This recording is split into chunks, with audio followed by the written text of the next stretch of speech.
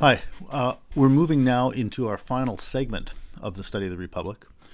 We're going to read some material from the end of Book 5, from the end of Book 6, and the beginning of Book 7. Our study is going to end there, though the text of the Republic doesn't end there. There are lots of important things that happen after that. Some really rich and exciting things about education and knowledge in Book 7. Some really powerful stuff about different kinds of regime, democracy, oligarchy, and so on in Book 8. More, and lots more stuff in Books 9 and Book 10. Book 9 talks especially about the character of the tyrant and the soul of the tyrant. And there's lots in that. Book 10 especially talks about some issues pertaining to art and other things. There's a great little story about choosing a life and what it is to have a life. So there's lots in those books. But so why are we ending there? Well, why are we ending there if the Republic doesn't end there? Well, the word end is itself an equivocal notion. I think we might even we will go on when we talk about Aristotle possibly to talk about what he called a pros-hen equivocal. And that means a word that can be used in many ways, but there's sort of one primary meaning that the other ones kind of revolve around. And end might be a pros-hen equivocal. What does it mean to end? Sometimes it just means to stop. But sometimes it means, let's say, to finish. Like, here's a simple example. Let's say you were running, a marathon or something. You might give up after 17 minutes and whatever that would be, 2 miles or something like that. Or you might make it the whole distance. Both cases your running ended, but there's a way in which you reach the end. You really finished in the second case and didn't in the first case. So that's just a simple way to think about the difference between stopping and ending in the sense of reaching where you were trying to get to. Another thing similar to that is, let's say you're struggling to solve a problem in mathematics or something. Let's say you were Pythagoras and you came up with the Pythagorean theorem. At a certain point, you got that thing, and you can study a million right-angled triangles after that.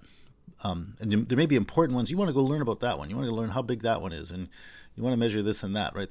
So your mathematical investigations might continue, but that issue of the Pythagorean theorem is settled, right? So in a way, you got to the end when you figured that thing out, even though you're continuing to do mathematical study and so on. But it's like you figured out you got to the end of the basic parameters that you're going to be relying on for all that subsequent work. Right? So just with the marathon or with the Pythagorean theorem there, I'm just trying to give you a sense of how end can mean you can reach an end in the sense of accomplishing a particular thing that is different from just the question of whether a chronological process is going to continue. And so here, in a similar way, I think that the place we're going to get to and where we're going to stop at the beginning of Book 7, by the time we get there, there's an important way in which we reach the end.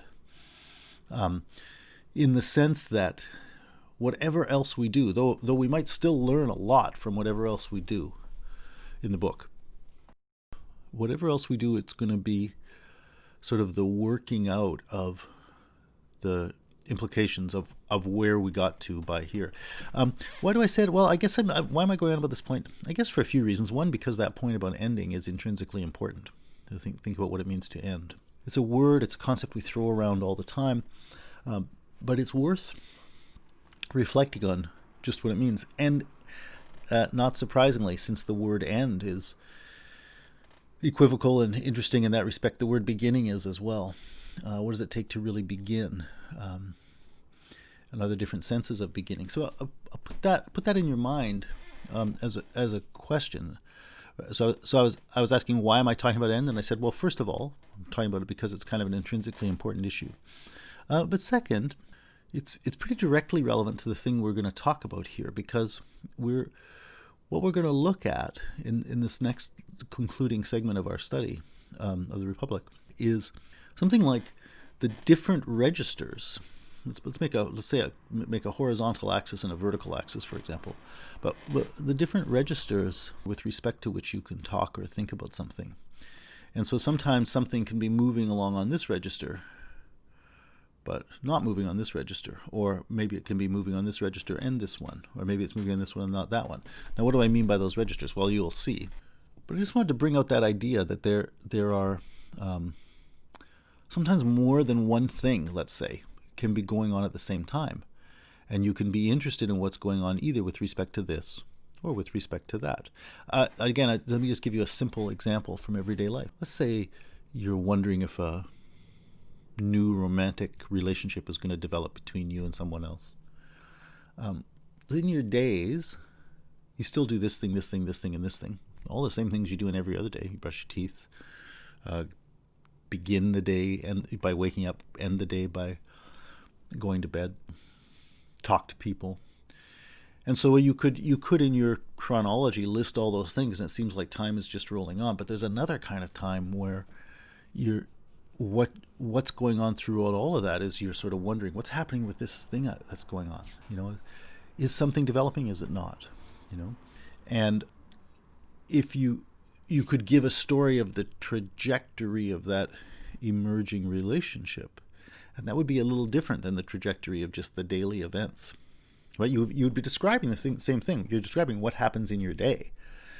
But if you described it in terms of your engagement with this issue of romance, the things you would say would be different if you described that very same day in terms of the practical activities you engaged in.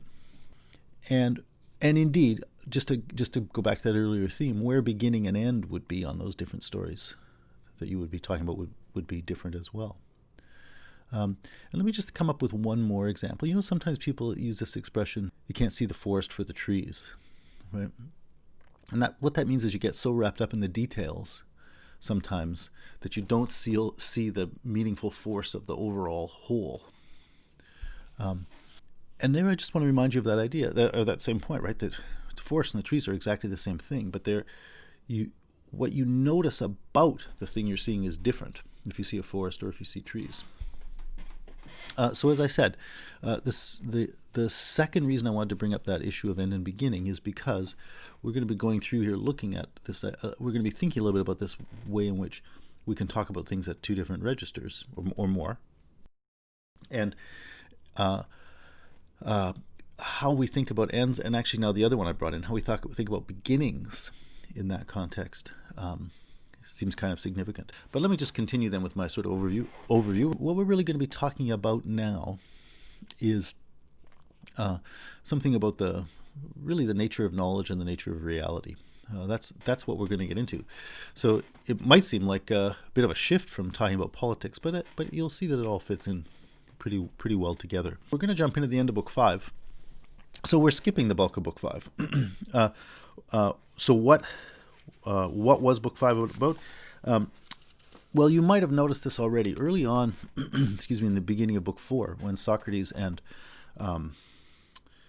Adeimantus were still talking about they'd been talking about the gymnastic education of the guardians, the sort of how they're going to deal with their bodies and so on. And that had got at the end to talking about, whether they're going to have houses, how rough the living conditions of the guardians are going to be. They're not going to have any money, that kind of stuff. And it's at this point that I was saying, you should be really remembering Sparta and with this Constitution of the Spartans from Xenophon when reading that material, to see the kind of sensibility that's coming out of Adeimantus and so on.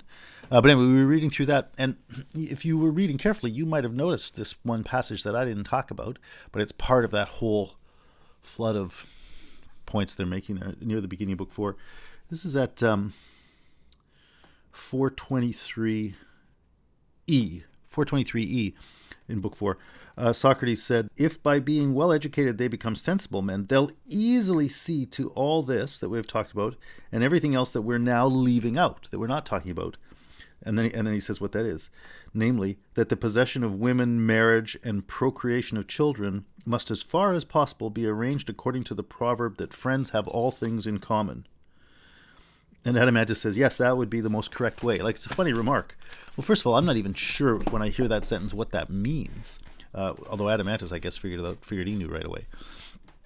But at some level, just that notion that women, marriage, and children are going to be had in common should spark some thought, like, what's that and what's going on there? And so book 5 is about that. They get to the end of the book 4, and at the end of book 4, Socrates says, okay, now that we've talked about justice, moderation, and so on in the city and in the soul, we're going to go look at the different kinds of regimes there are, and we'll see how in good and bad regimes those issues are played out and so on. And then the people he's talking to interrupt him and say, Socrates, you dropped that remark about women, marriage, and children in common, and you need to explain that. And so book 5 is about that. We're going to skip over that. It's interesting, of course. There's tons of rich and important stuff in it. But the main point is the exploration of this idea that came out of this sort of, just to use this language again, this kind of Spartan lifestyle. And indeed, you should if you were going to read book 5, you should compare the things that are talked about there with the way they actually do talk about women and marriage and children in Xenophon's Constitution of the Spartans. We don't need to pursue that right now, but that's what goes on in there. And anyway, in that context, Socrates says, if we're following out the line of thinking that's been developing here, which is mostly coming from Adeimantus, we're going to have to make sure that women are going to get educated just like the men, and we're going to have some sort of system for making sure we have good children, which you might recall from the beginning of the Constitution of the Spartans. That's what they talked about. People aren't going to really know who their own children are and stuff like that. Lots of things come up that.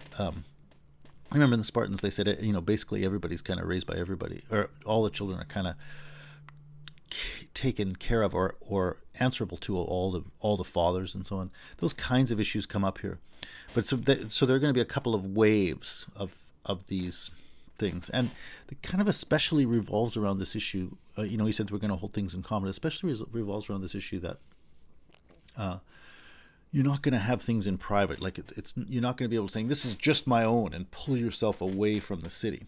That's actually a really powerful theme. I don't know that it's handled that well in their discussion, but it's a powerful theme. Anyway, so there's going to be a series of these sort of waves. Like he says, these are the big things that would have to happen before this kind of city could ever come into being.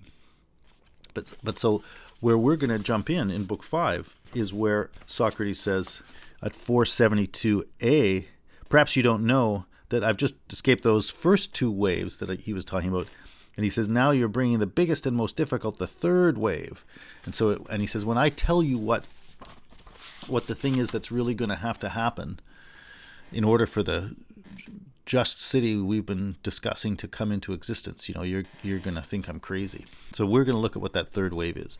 And I'll just, as an aside, or not an aside, but just to complete that sort of story about the book, I said that they're basically interrupting where they got to at the end of book 4 to go back to a point from earlier in book 4, which then launches book 5.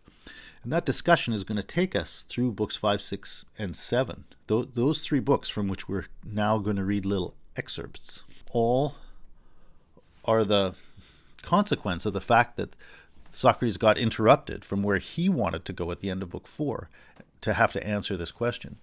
I mean, Glaucon and Adeimantus keep interrupting the conversation, but especially Adeimantus, I think. And it seems to me that when he interrupts, he really tends to throw the conversation into a different direction. And so it's frequently frustrating, this is what I've been emphasizing, because Socrates says he's going to tell you something, and then you never get to hear where that was going to go, because Adeimantus took it in a different direction. This interruption at the end of book 4 that produces books 5, 6, and 7 is an interesting interruption because it points to a kind of different direction. What we're going to study here is one of the most powerful and profound things in the whole history of philosophical writing. This is part of a conversation Socrates says he didn't want to have. He was about to say something else when they interrupted him. And the things we're going to study here all come out of the fact that he now had to talk about that thing that these people said, come back and discuss this with us. So it's an interesting further reflection on the conversational dynamics and on the nature of interruption, and etc. And it's something to think about in the long run when you're trying to think about the structure of the Republic. Like, again, this real person, Plato, wrote the book in this way. And he's recording a conversation he surely wasn't at, and he surely doesn't know who interrupted whom and when. But he's put this thing together for a reason, and he's put those interruptions in and marked them as interruptions for a reason. Anyway, so here we are in Book 5, and Socrates has just said, now we're going to have to deal with the third wave, the biggest wave. In other words, the further thing that's going to have to happen if this city we've been imagining were to come into being. He says what it is at 473, right at the end of C and the beginning of D. Unless, I said, the philosophers rule as kings, or those now called kings and chiefs genuinely and adequately philosophize, and political power and philosophy coincide in the same place, while the many natures now making their way to either, apart from the other, are by necessity excluded, unless that happens, there is no rest from ills for the cities, my dear de Glaucon, nor, I think, for humankind, nor will the regime we have now described in speech ever come forth from nature, insofar as possible, and see the light of the sun. He says this is the biggest wave, right? And the one that's going to get drowned in a sea of laughter. Because he's saying philosophers have to be kings. We'll come back to that in a minute. But just this idea that political power and philosophy have to coincide, that shouldn't be a surprise. That was pretty much the definition of wisdom in the city, right? Was that the perfect guardians have to be of good counsel in running the city, right? So we already saw that the whole idea of the city is that it can be handled better or worse, but to be handled well, it has to be run wisely. And that's all it means to say that philosophy and political power come together. It shouldn't be a surprise to say that philosophers rule as kings, or that those now called kings and chiefs genuinely and adequately philosophize. If what that means is they have to be truly wise. Now, when that sentence is said, that cities have to be run by philosophers, that's when you get to the point, it seems to me, that people are going to laugh. Because he says philosophers have to rule as kings. Now let's just hold on for a second before we start laughing a little too much. Remember what we already talked about. I took us from the end of Book 4, when he was talking about justice and moderation and so on in the person, and connected that up a little bit with that excerpt from Book 6, the last thing we talked about, where he talked about the true philosopher and the way you'd have to be raised. Well, that came in the context of saying that what people often call philosophers isn't automatically what philosophers really are. Right? People call philosophers. Well, there are two groups of people that in Book 6 they say there are kind of two groups of people that are often called philosophers. They're either these vicious people who make the weaker argument the stronger, or these sort of sucky wimps who go around staring into the clouds and talking about abstract ideas that nobody cares about. That's sort of reminiscent of the two kinds of vices that were identified in Book 3 when they were talking about gymnastic and musical education, where they said somebody who's got too much gymnastic becomes savage. It's gymnastic without music. And someone who's got too much music without gymnastic becomes kind of soft.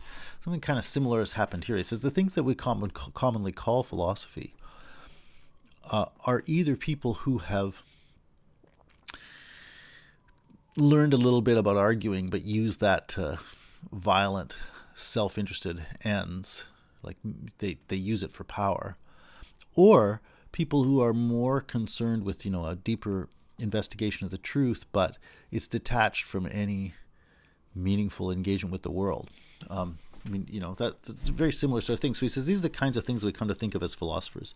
Either these people engaged in pointless academic studies who have no real world connection, or these people who are worldly, but they're using argumentative powers for evil ends. And Socrates says that neither of those is really a philosopher. That's what we call philosophers nowadays. Actually, I can't remember if he actually says nowadays, but it should.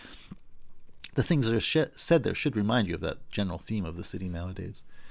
But that's what we commonly call them. That's how what it is to be a philosopher has come to appear in everyday life. But that's not what a philosopher really is, right? The philosopher really is, as we've seen all along, starting with our discussion of Socrates in the Apology, is this person who's single-mindedly devoted to the pursuit of the good, etc., etc. And so that's what leads them to ask, okay, what would it take to, if you truly were inspired to be that, if you had the resources to really be that kind of person, what would it take for that to develop? And that's when we talked about the things that could we talked about the way that the things that could let such a person develop well could also be temptations to not developing well. If you're really going to be that kind of person, you got to be courageous, you got to be moderate, you got to have a good memory, you got to think, but all of those would be good if you had enough wealth that would allow you to get by, have some friends. But all those things, it seems, could also corrupt you if you get caught up in them and think that they're good just by themselves, remembering that they're good only because they're facilitating your larger concern for the good. Anyway, that's kind of a reminder of what that thing was. So when he says philosophers rule as kings, the thing you have to be careful about is that you don't put in, for the meaning of that word philosopher there, one of the false examples of it, or the weak examples of it. Yeah, he's not saying that university teachers who go around talking about whether chairs exist or something like that, he's not saying those should be kings. He's also not saying that those people who use argument to manipulate things to their own purposes should be kings. When he says philosophers should be kings, what he means, as to use the language that we got from Thrasymachus in Book 1, he means philosophers in the precise sense. And that means people who are, as far as possible, actually wise. So to say philosophers need to be kings, he's not picking out an existing group of people and saying those people should be the ones put in power. He's really defining the role of kingship. Like he's really expressing more exactly what is entailed by the notion of rule, and that is wise counsel. Right? So, like I said, it shouldn't be that much of a shock to hear that, since we already pretty much talked about that in Book 4 when we said wisdom would be the virtue of the guardian class. But anyway, he says, so unless philosophers rule as kings, I guess there we should be a little cautious, because as kings, that means being in charge. But king is a kind of a nasty word.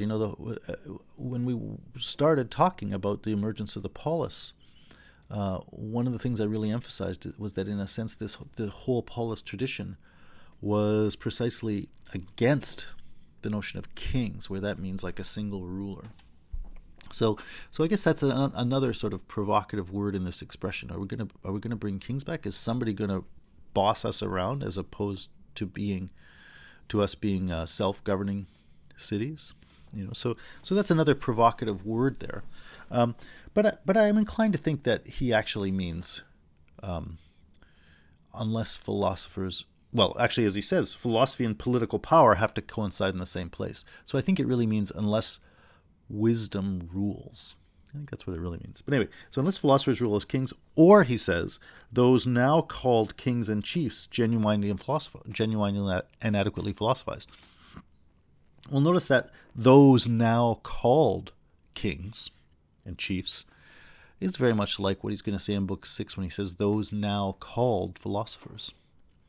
Right? So there are people we call kings and chiefs, but in a way he's saying that they're not properly kings, because I think what he's saying, what it really means to be a king truly is to be some, in the precise sense, to use that sort of language that Thrasymachus used again, is to be a craftsman of the city's freedom, to be someone who is living out the role of wisely caring for the needs of the city. So So I think I think the real point is that sense, unless political power and philosophy coincide in the same place, that defines the thing that's being talked about here. That is what human community needs. Wisdom has to be ruling. And in the realities of human life, we have two things. We have people who work at being wise in that sense, and we have people who work at being kings, that's what their life is about. And the people in each of those groups often don't do a great job. Well, I guess they can do a better or worse job of living up to the inherent needs, the inherent meaning of that thing they're trying to do. So we have a lot of so-called philosophers. That is to say, we have a lot of people who in different ways kind of do their version of trying to be wise, and we have a lot of other people who do their version of ruling. But from either side, unless what's really happening is wisdom and rule are uniting, then those people are imperfect realizations, imperfect workings out of that role they're assuming. So really what he's saying is our whole study has shown that the very nature of human community points to this meaning that defines it, namely the need for political power and philosophy and wisdom to coincide. That's inherent to the very meaning of human life.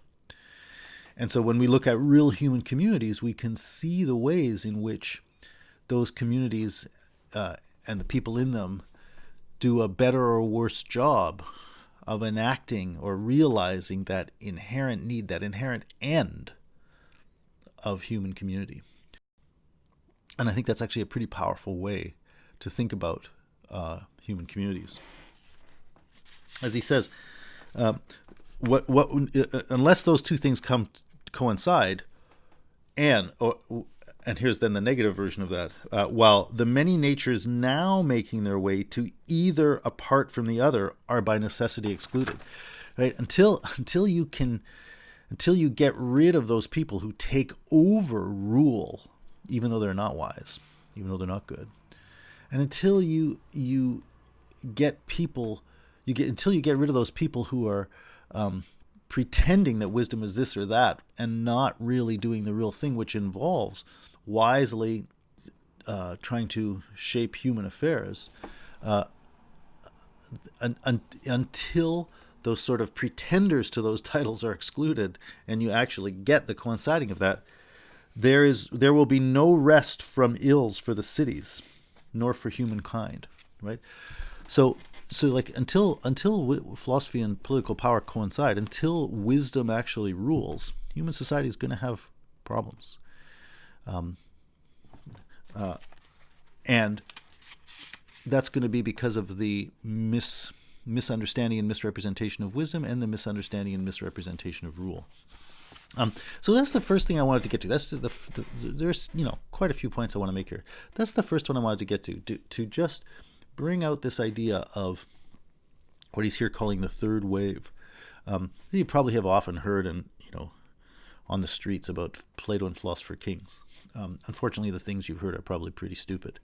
But that's what he actually says, and the point is pretty profound and pretty important. And most simply what it means is you can't talk about philosopher kings unless you really know what a philosopher is, unless you really know what a king is. And almost certainly anybody who would ever talk about either of those is going to say the wrong thing. So we need to think about what it means for wisdom and political power to coincide in the same place. And I mean, it's a pretty powerful diagnosis to say that the absence of that is what guarantees ills for humankind. Okay, so that's the first point. So now I want to go on. We're going to look at this next section, because now we're actually going to get into basically who is the philosopher. So we're going to define what philosophy is. So in a way, we already know that because we've already seen Socrates in the Apology. So in the Apology, we kind of had a living portrait of the philosopher. We saw the philosopher in action, or maybe not the philosopher. He may not absolutely perfectly exemplify what that is, but he does a pretty good job, probably better than anybody else ever did. Now we're going to do that more conceptually. Now we're going to sort of define what that really would be, and that's actually what we're studying in the parts in books 5, 6, and 7 as a whole. And then we're going to just highlight those parts. So you could actually excerpt these 3 books from the middle of the Republic, and you could have thought of them as a little dialogue called The Philosopher, a little portrait called The Philosopher. But anyway, that's what we're going to look at now. Starting now, well, so that's the very next thing they do. They talk about the philosopher as a lover of wisdom.